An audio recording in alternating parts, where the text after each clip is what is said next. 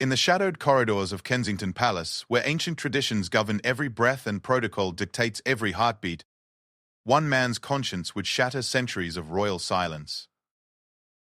What happens when duty to the crown collides with duty to an innocent child, when the very foundations of monarchy tremble under the weight of a mother's desperate love and a daughter's silent tears? This is the untold story of how a single moment of human compassion would expose the darkest secrets behind palace walls, forever changing the life of Princess Charlotte and threatening to bring down those who swore to protect her. Sometimes the greatest act of loyalty is the one that looks like betrayal. The truth has been buried for too long. Now, one guard's decision to break his oath of silence will reveal what really happened during those mysterious months, when a princess disappeared from public view, and why her mother's frantic calls for help echoed through empty halls while the world was told everything was perfectly fine. The morning mist clung to the windows of Kensington Palace like a ghostly veil, obscuring the world beyond its walls. Inside, Sergeant James Morrison adjusted his ceremonial uniform and took his position outside the East Wing, where the sounds of a child's laughter once filled the corridors. Now, an unsettling silence had settled over these particular rooms, broken only by the distant echo of footsteps and hushed conversations that stopped abruptly whenever someone approached. Morrison had served the royal family for 15 years, his dedication unwavering and his discretion absolute. He had witnessed celebrations and sorrows, state dinners and private family moments, always maintaining the invisible presence that his role demanded. But something had changed in recent months, something that gnawed at his conscience during the long hours of his watch. Princess Charlotte, the spirited 7-year-old daughter of the Prince and Princess of Wales, had not been seen in the corridors for weeks. The official word was that she was receiving private tutoring, focusing on her studies away from the public eye. Palace staff were instructed to redirect any inquiries about the young princess, and a carefully orchestrated series of older photographs were released to satisfy the media's appetite for royal family updates. But Morrison knew better. He had been stationed outside these very rooms, had heard the conversations that weren't meant for his ears, had witnessed the comings and goings that painted a very different picture from the one being presented to the world. It had started subtly, as these things often do in royal circles. The Princess of Wales, Catherine, had been making increasingly frequent visits to her daughter's quarters, sometimes staying for hours at a time. Morrison had noticed the tension in her shoulders, the way she hurried through the corridors with an urgency that seemed at odds with the measured pace typically expected of royal movement. The first time he heard Catherine's voice raised in distress, Morrison had assumed it was simply a mother dealing with a stubborn child. But as days turned into weeks, the pattern became impossible to ignore. The princess's visits were not casual maternal check-ins. They were desperate attempts to reach a daughter who seemed to be slipping further and further away. Dr. Elizabeth Hartwell, the royal family's private physician, had become a regular presence in the East Wing. Her visits were always discreet, always accompanied by stern-faced palace officials who spoke in hushed tones about maintaining privacy and protecting the family's dignity. Morrison had seen enough in his years of service to recognize the difference between routine medical care and something far more serious. The breaking point came on a Tuesday morning in late autumn. Morrison was beginning his shift when he heard Catherine's voice echoing from Charlotte's quarters, raw with emotion and desperation that cut through the palace's carefully maintained facade. "She's my daughter," Catherine's voice carried through the heavy oak doors. "You cannot keep me from seeing her. She needs her mother." The response was too muted for Morrison to hear clearly, but the tone was unmistakably firm, authoritative, and final. What followed was a sound that would haunt Morrison for months to come. The broken sob of a mother who had been denied access to her own child.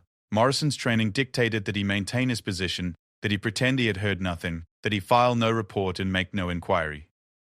The first rule of royal service was discretion, and the second was loyalty to the institution above all else. But as he stood guard outside those doors, listening to Catherine's retreating footsteps and the heavy silence that followed, something fundamental shifted in his understanding of where his true loyalty should lie. The palace machinery moved with its usual precision in the days that followed. Press releases spoke of Charlotte's excellent progress in her studies, carefully worded statements praised her dedication to her education, and strategically timed photographs showed the family at various official functions. But Morrison noticed that Charlotte was never actually photographed directly, always captured from behind, at a distance, or partially obscured by other family members. More disturbing were the conversations he overheard between palace officials about managing the situation and maintaining the narrative. There were discussions about bringing in specialists, about the need for intensive intervention, and about the importance of keeping certain details from reaching public attention. The language was clinical, detached, as if they were discussing a public relations crisis rather than the well-being of a 7-year-old child. Morrison began to pay closer attention to the patterns of activity around Charlotte's quarters. He noticed that Catherine's visits were becoming increasingly supervised, always accompanied by Dr. Hartwell or senior palace staff. The spontaneous mother-daughter moments that had once been common were now carefully scheduled appointments, limited in duration and subject to sudden cancellation without explanation.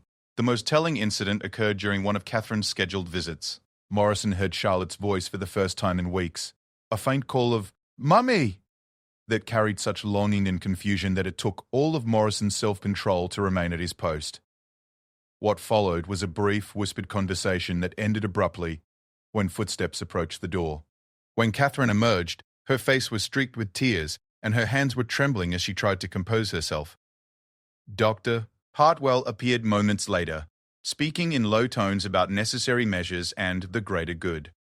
Morrison watched as Catherine was essentially escorted away from her daughter's quarters, her protests growing weaker with each step.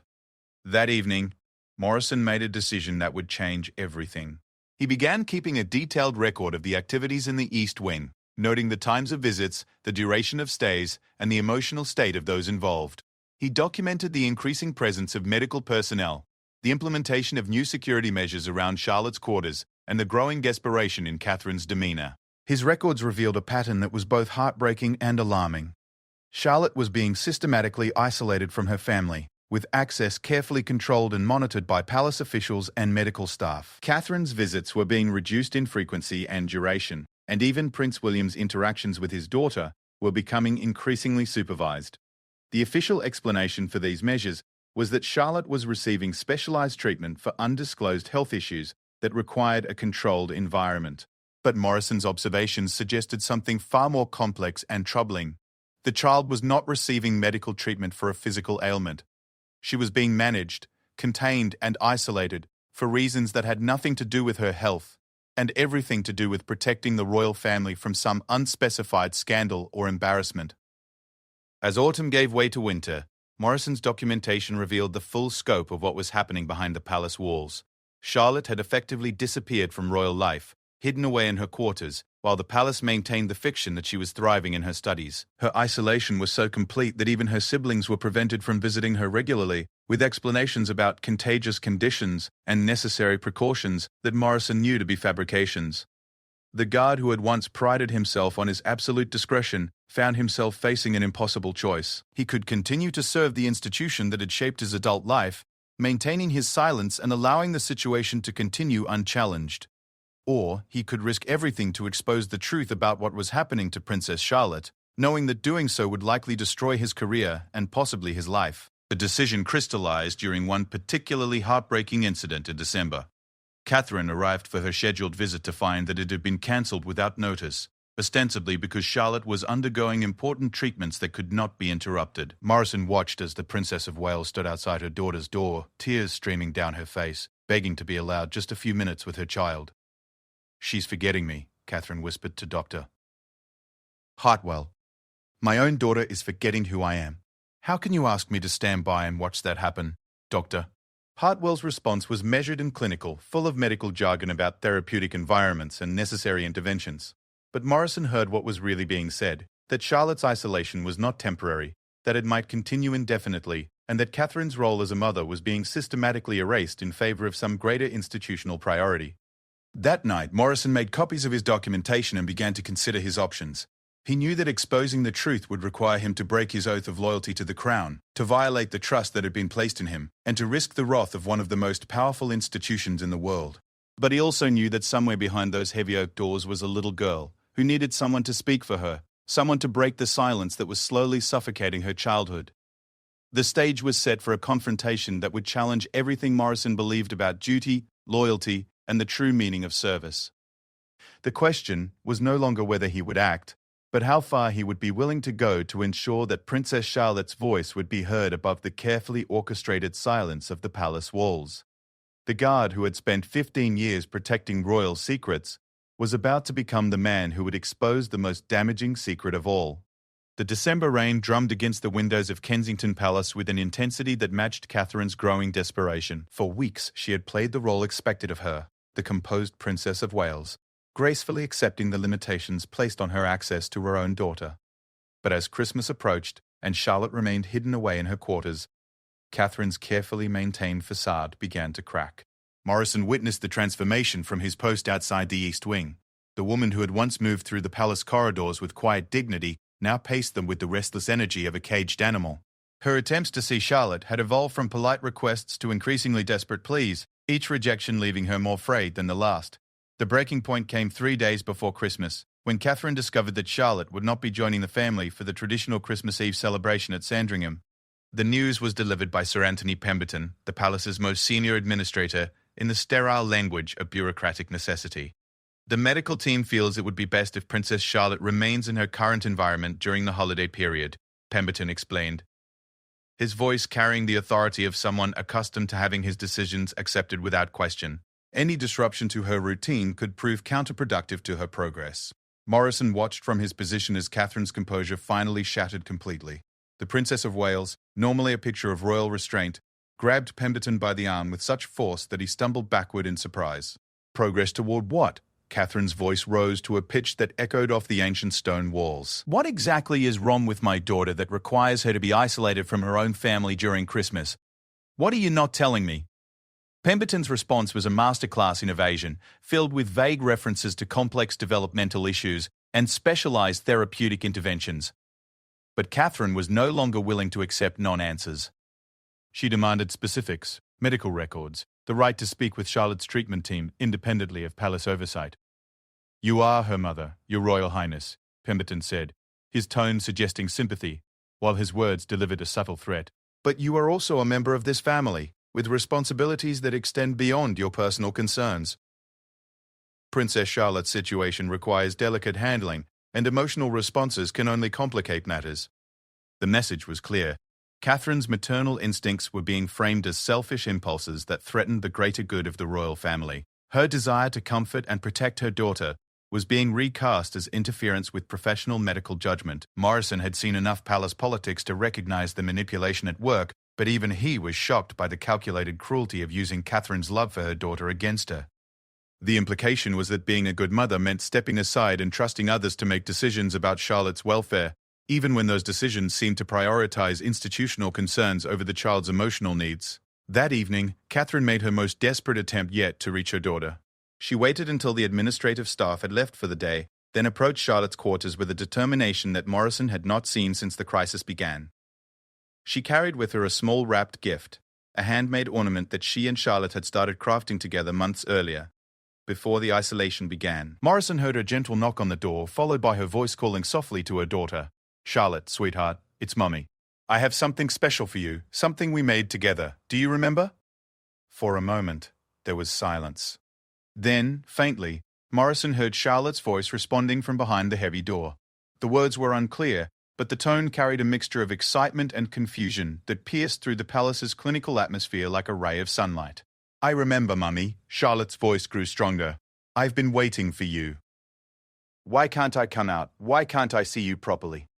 Catherine pressed herself against the door, her voice breaking as she tried to explain the unexplainable. "There are some grown-ups who think it's better if you stay in your room right now, darling. But I want you to know that Mummy loves you so much, and I'm going to find a way to fix this." Morrison watched as Catherine struggled with the locked door, her hands shaking as she tried the handle repeatedly. The door had been fitted with additional security measures in recent weeks, ostensibly for Charlotte's protection, but effectively turning her quarters into a prison. "I can't get the door open, sweetheart," Catherine called through the door, her voice thick with tears. "But I'm going to keep trying. Mummy is going to keep trying every day until we can be together again." Charlotte's response was heartbreaking in its innocence and confusion.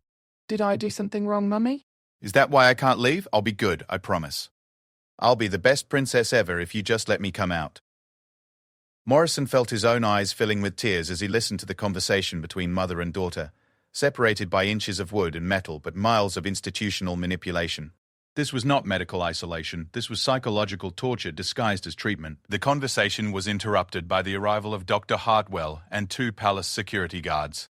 Morrison watched as they approached Catherine with the measured steps of people accustomed to handling difficult situations. "Your Royal Highness," Dr. Hartwell spoke with professional calm, "you know that unauthorized contact with Princess Charlotte could undermine the progress we've been making. These spontaneous visits create confusion and emotional distress that we've been working very hard to minimize." Catherine turned to face them with a fury that Morrison had never seen in any member of the royal family. Her usual composure was gone, replaced by the raw, protective instincts of a mother whose child was in danger. "My daughter is asking if she did something wrong." Catherine's voice carried throughout the corridor. "She's apologizing for behavior that never happened, begging to be allowed out of what you've turned into a prison cell. How exactly is that therapeutic progress?" Dr. Hartwell's response revealed more about the true nature of Charlotte's situation than any previous conversation.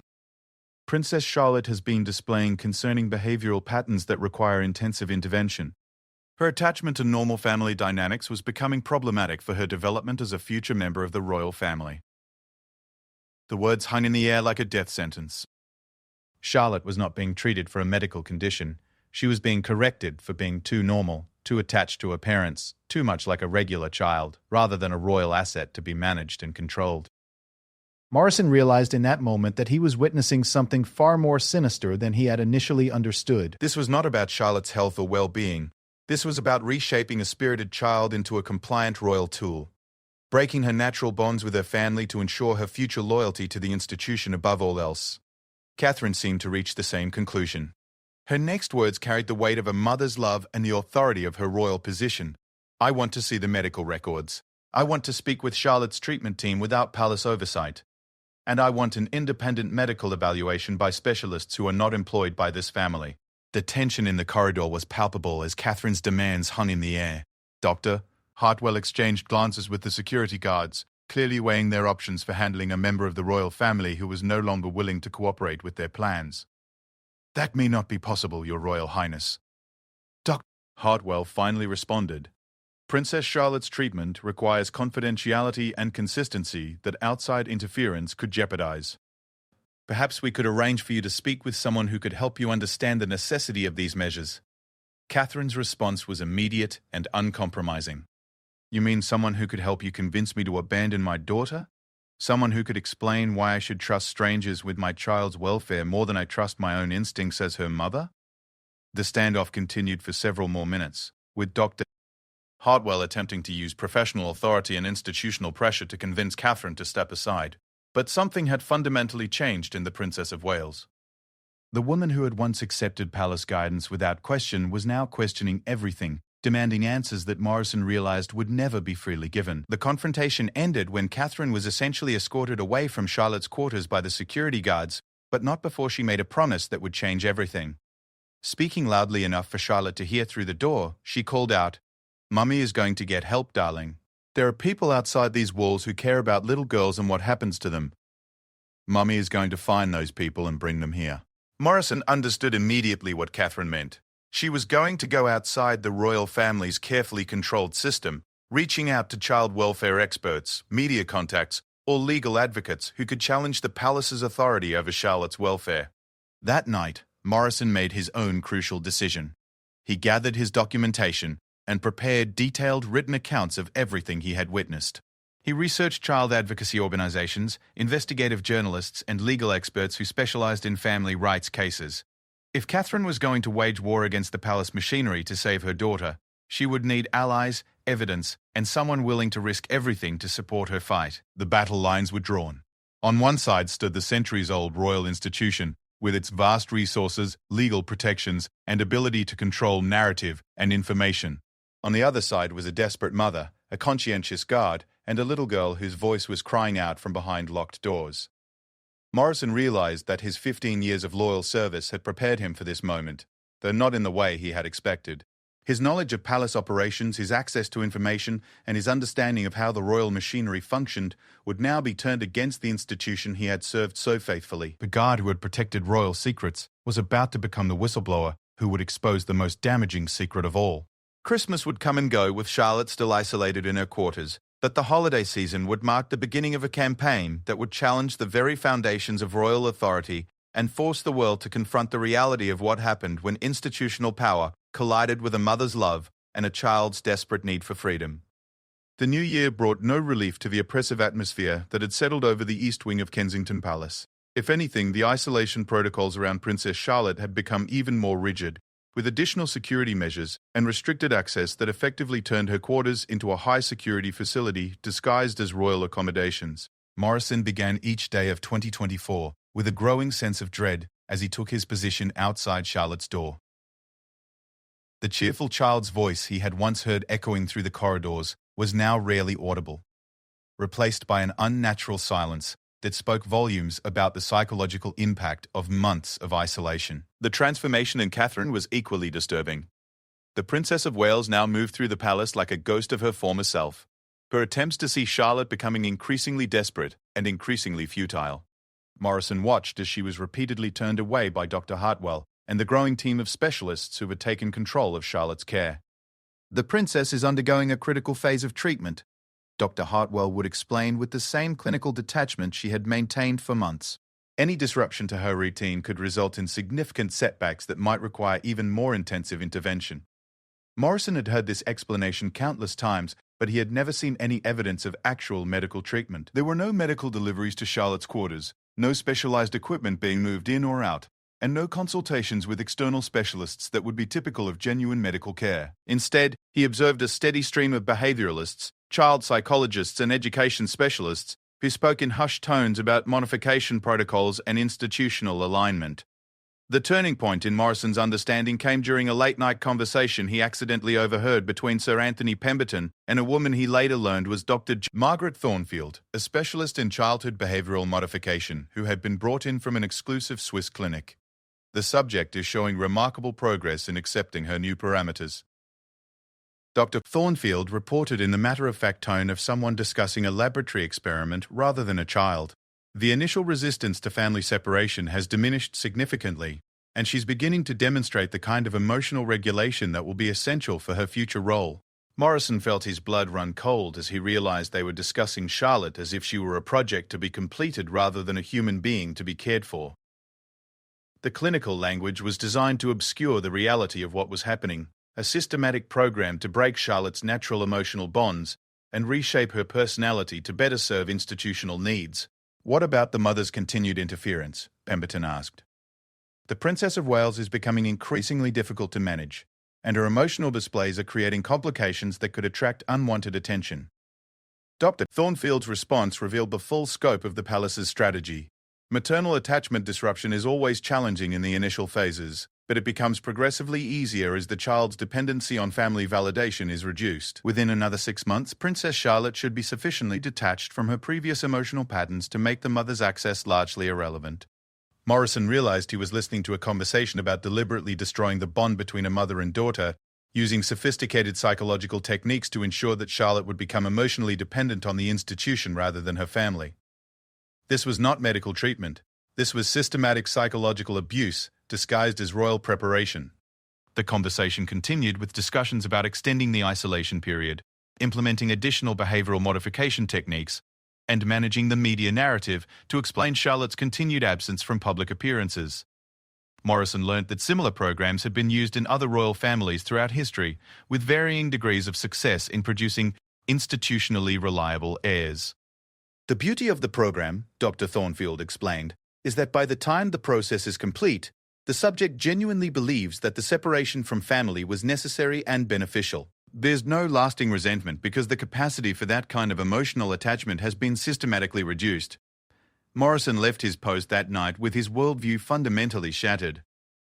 He had spent 15 years believing that he was serving an institution dedicated to public service and national unity, only to discover that he was actually protecting a system that was willing to psychologically torture a child to maintain its control. The documentation he had been quietly maintaining took on new urgency as he realized that Charlotte's situation was not temporary medical isolation, but permanent psychological reconditioning. His records now painted a clear picture of a deliberate campaign to separate a child from her family and reshape her personality to better serve institutional needs. Morrison's research into child welfare law revealed that what was happening to Charlotte would constitute serious abuse if it were occurring in any other family.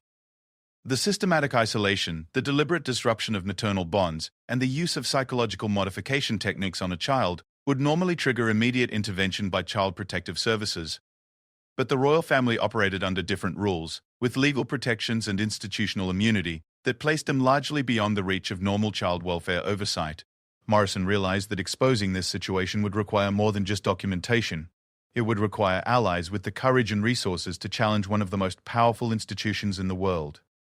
His first contact was with Margaret Sinclair, a child welfare advocate who had spent decades fighting institutional abuse. Morrison approached her through carefully encrypted communication, sharing enough information to demonstrate the seriousness of the situation without immediately revealing the identities involved.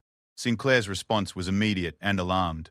"What you're describing sounds like a systematic program of psychological abuse designed to break a child's natural emotional development. This kind of isolation and family separation can cause permanent psychological damage, especially in children under 10. Morrison's next contact was with investigative journalist David Brooks, who had previously exposed abuse scandals in prestigious institutions. Brooks understood immediately that this was not just a story about one family, but a potential exposure of systematic practices that might have been used against other royal children throughout history. "If what you're telling me is accurate," Brooks said during their secret meeting in a London cafe, "this could be the most significant royal scandal since the abdication crisis. But we need ironclad documentation and preferably insider testimony to make this story stick." Morrison realized that his documentation alone might not be sufficient to overcome the palace's ability to control narrative and discredit accusers. He needed additional witnesses, more comprehensive evidence, and preferably some form of direct testimony from Charlotte herself. The opportunity came when Morrison overheard Dr. Hartwell discussing plans to relocate Charlotte to a more remote facility in Scotland, where the isolation could be even more complete and the chances of family interference even more limited. The move was scheduled for February, giving Morrison only a few weeks to act. Morrison made the decision that would define the rest of his life. He began secretly recording conversations between palace officials using a small device that he carried during his shifts. The recordings captured detailed discussions about Charlotte's treatment, the strategies being used to manage Catherine's desperation, and the long-term plans for Charlotte's psychological modification.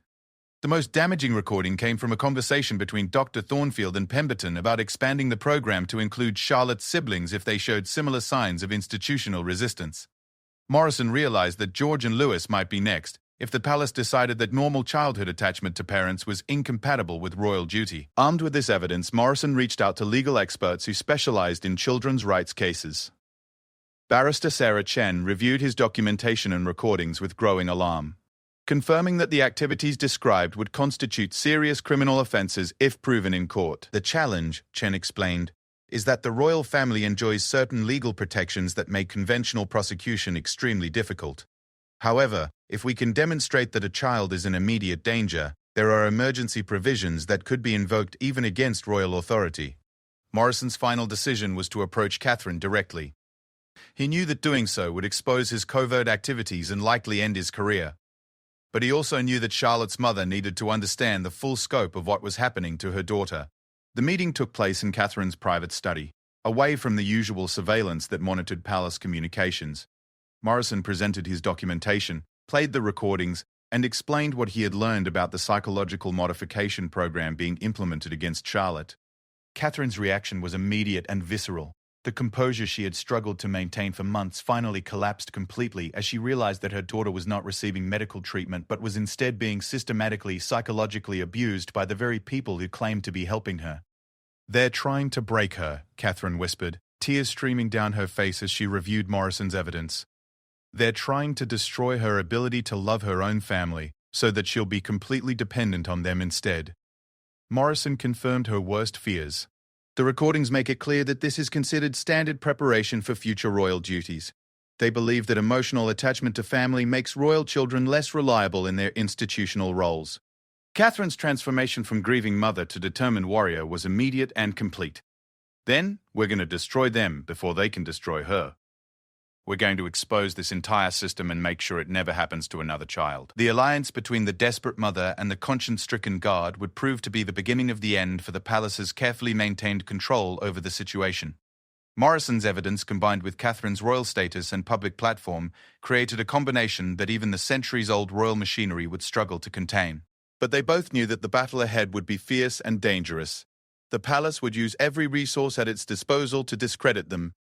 to suppress the evidence, and to maintain the fiction that Charlotte's isolation was necessary medical treatment rather than systematic abuse.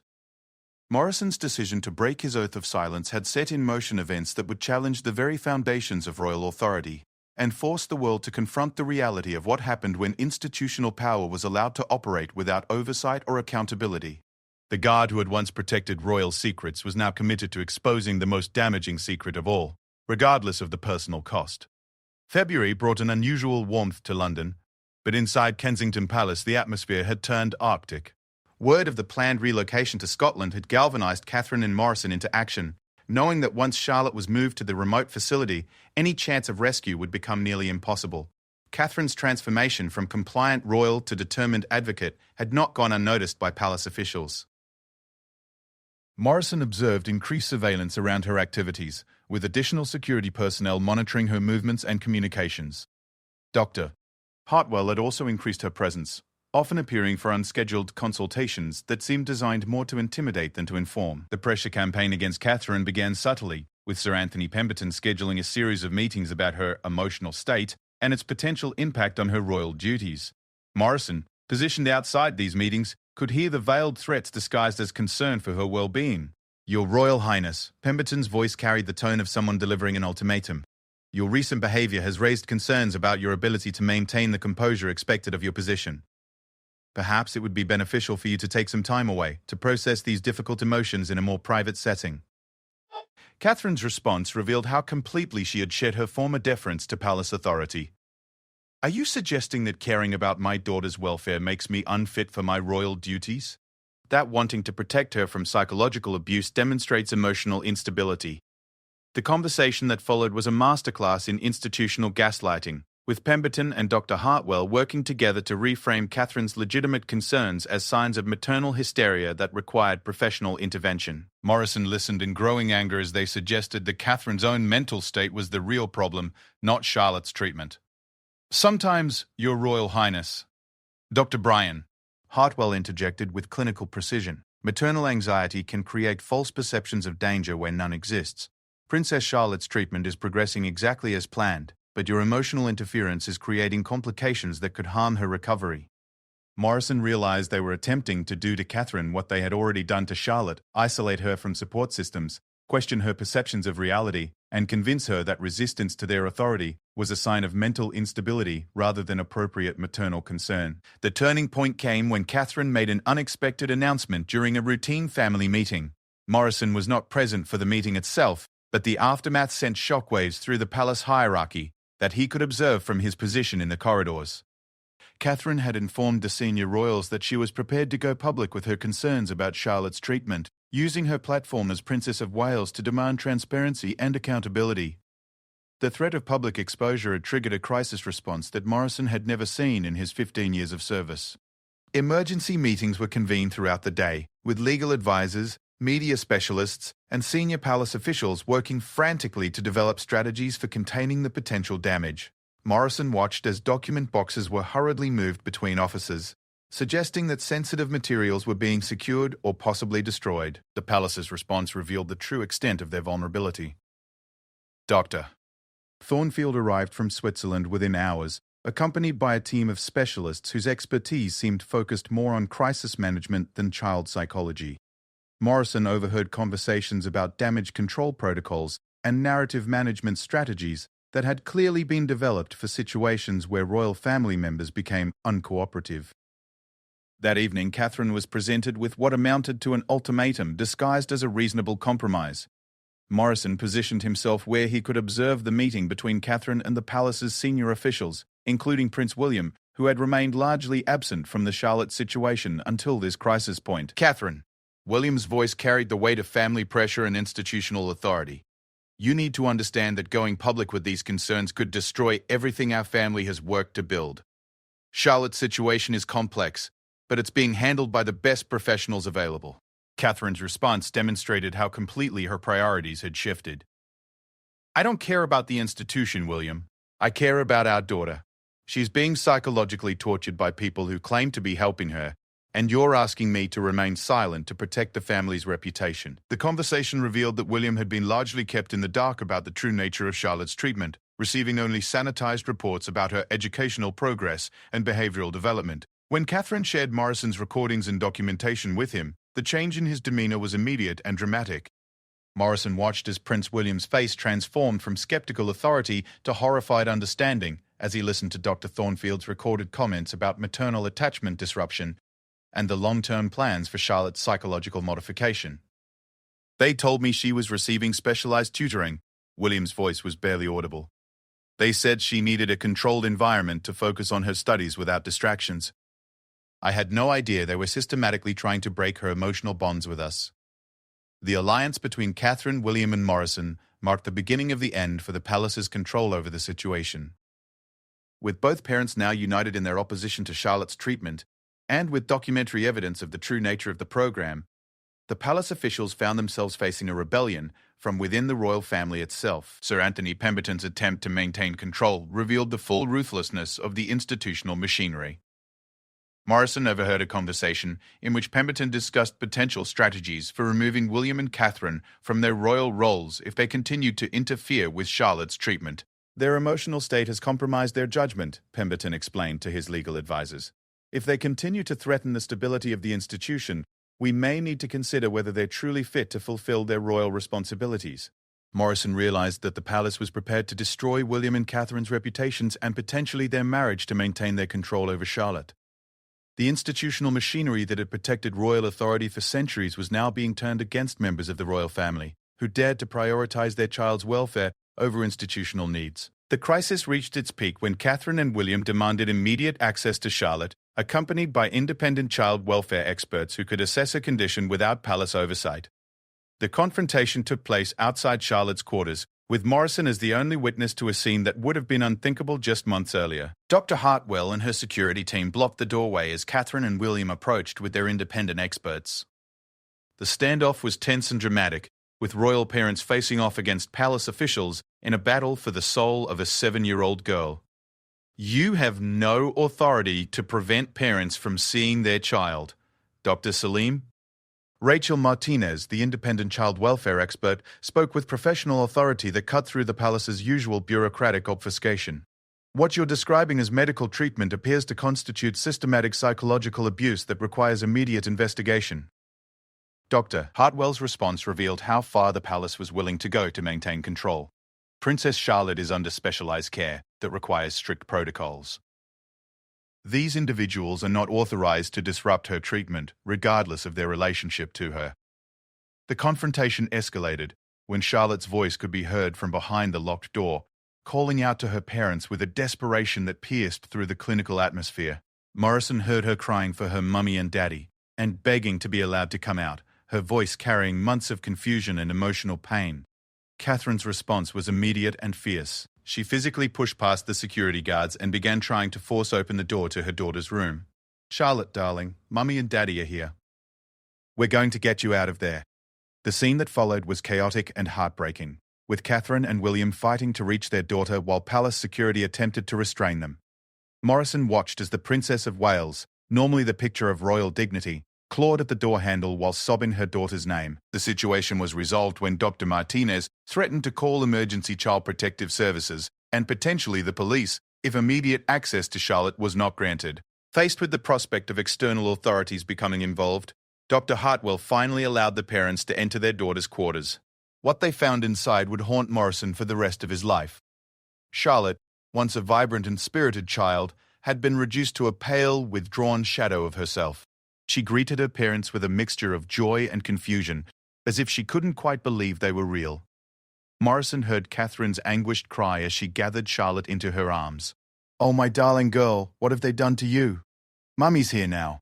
Mummy's never leaving you again." Charlotte's response revealed the full extent of the psychological damage that had been inflicted on her.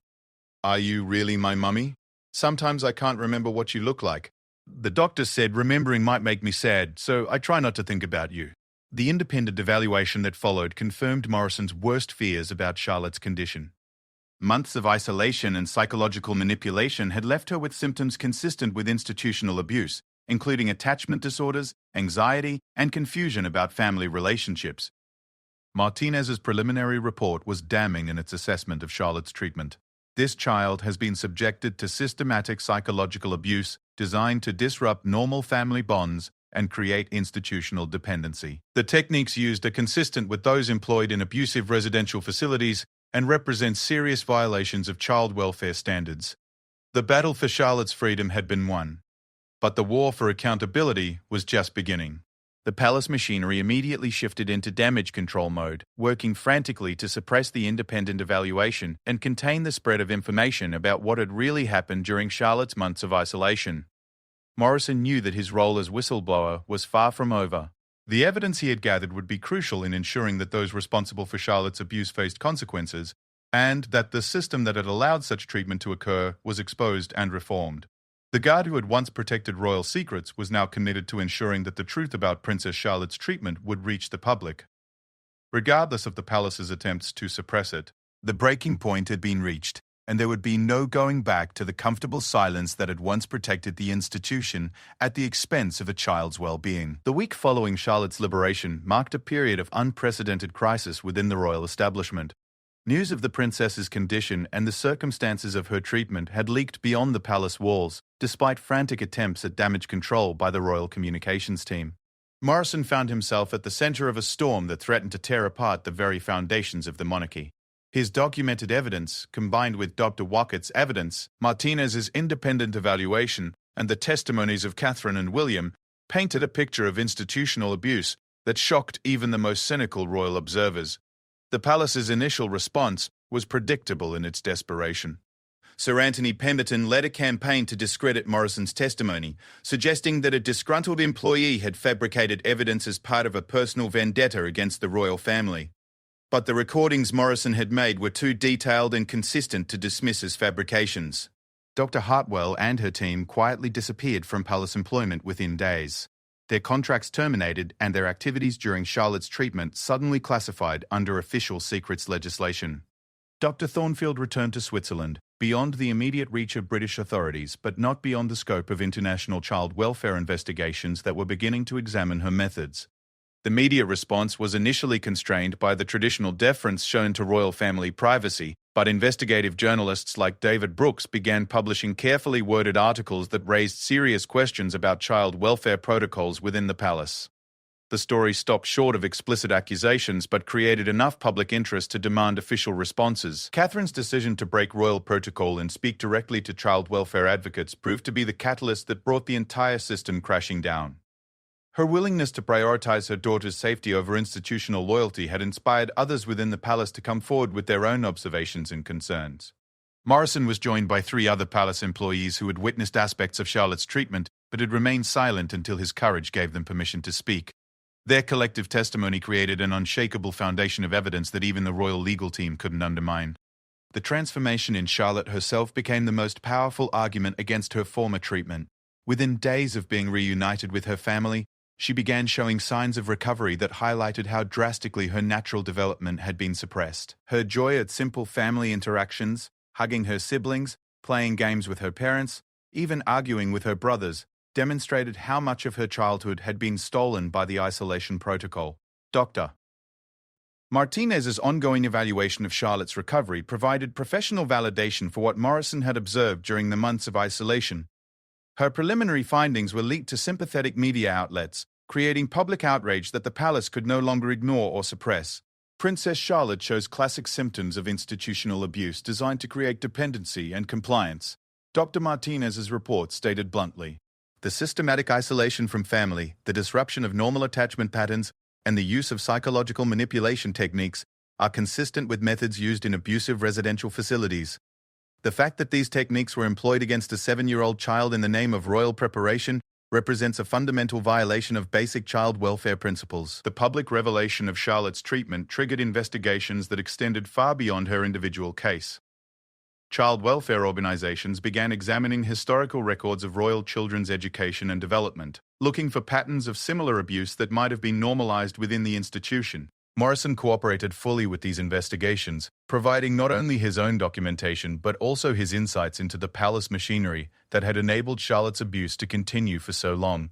His testimony revealed a system where institutional loyalty was prioritized above child welfare, where questioning authority was seen as betrayal, and where the well-being of royal children was subordinated to the perceived needs of the monarchy, the legal ramifications proved to be extensive and far-reaching.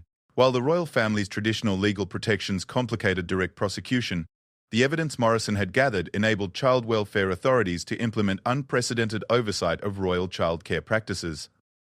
New protocols were established requiring independent monitoring of royal children's education and development, with mandatory reporting to child welfare agencies. Sir Anthony Pemberton's resignation was announced quietly, buried in routine personnel changes, but informed observers understood it as an admission of institutional failure. His replacement came from outside the traditional palace hierarchy, bringing expertise in child welfare and family services that had been conspicuously absent from previous royal administrations. The impact on Morrison personally was both devastating and liberating. His career within the Royal Protection Services was effectively over, but he found himself transformed from a silent guardian of secrets into a public advocate for child welfare. Book deals and speaking engagements provided financial security, while his testimony in parliamentary hearings on institutional child abuse gave him a platform to continue fighting for vulnerable children. Catherine's role in exposing Charlotte's treatment elevated her from a symbolic royal figure to a genuine advocate for child welfare. Her willingness to challenge the institution she had married into, risking her own position to protect her daughter, resonated with parents across Britain and around the world. She became a patron of child welfare organisations and a vocal advocate for transparency in institutional childcare. William's response to discovering the truth about his daughter's treatment marked a fundamental shift in his approach to royal duties. His previous deference to palace protocol was replaced by a fierce protectiveness regarding his children's welfare, and a determination to ensure that institutional needs would never again supersede family welfare. The international ramifications extended far beyond Britain's borders. Royal families around the world faced renewed scrutiny of their own child-rearing practices, with child welfare organisations demanding transparency about how royal children were educated and developed. Morrison's case became a landmark example of the importance of whistleblower protection in institutional settings. Charlotte's recovery became a powerful symbol of resilience and the healing power of family love. Her gradual return to normal childhood behaviour, her renewed bonds with her siblings, and her obvious joy at being able to live as a regular little girl provided hope for other children who had suffered similar institutional abuse. The educational reforms that followed Charlotte's case established new standards for royal children's development that prioritised psychological health and family relationships over institutional compliance. Independent child welfare experts were integrated into royal education teams, and regular assessments were mandated to ensure that royal children's development remained within normal parameters. Morrison's final act as a royal protection officer was to submit a comprehensive report detailing the systemic failures that had enabled Charlotte's abuse to continue for so long. His recommendations for reform were adopted almost entirely, creating a new framework for child protection within royal households that prioritised welfare over tradition. The public inquiry that followed Morrison's revelations led to broader reforms in institutional childcare across Britain. The techniques that had been used against Charlotte were banned in all residential childcare facilities, and new training requirements were established for professionals working with vulnerable children. Years later, as Charlotte grew into a confident and well-adjusted teenager, the full impact of Morrison's decision to break his silence became clear. The little girl who had once been isolated and manipulated in the name of royal preparation was free to develop her own identity, maintain loving relationships with her family, and prepare for her future royal role on her own terms. Morrison's transformation from silent guardian to public advocate demonstrated the power of individual conscience to challenge institutional authority. His decision to prioritize a child's welfare over institutional loyalty had not only saved Charlotte, but it also reformed a system that had operated without accountability for generations. The guard who had once protected royal secrets had become the man who exposed the most important truth of all, that no institution, regardless of its power or tradition, should be allowed to harm children in the name of duty or preparation. His courage had broken centuries of silence and created new protections that would safeguard royal children for generations to come. Charlotte's story became a testament to the power of love, courage, and individual conscience to overcome even the most entrenched institutional power. The little princess who had once been trapped behind locked doors was now free to grow, learn, and love on her own terms, protected by new safeguards that ensured no child would ever again suffer as she had suffered. The reckoning that Morrison's courage had triggered ultimately strengthened rather than weakened the monarchy, proving that true institutional strength came not from the ability to suppress dissent, but from the willingness to confront and correct systemic failures. The palace walls still stood, but they now protected children's welfare rather than institutional secrets, ensuring that the next generation of royals would grow up in an environment that prioritized their humanity above their heritage.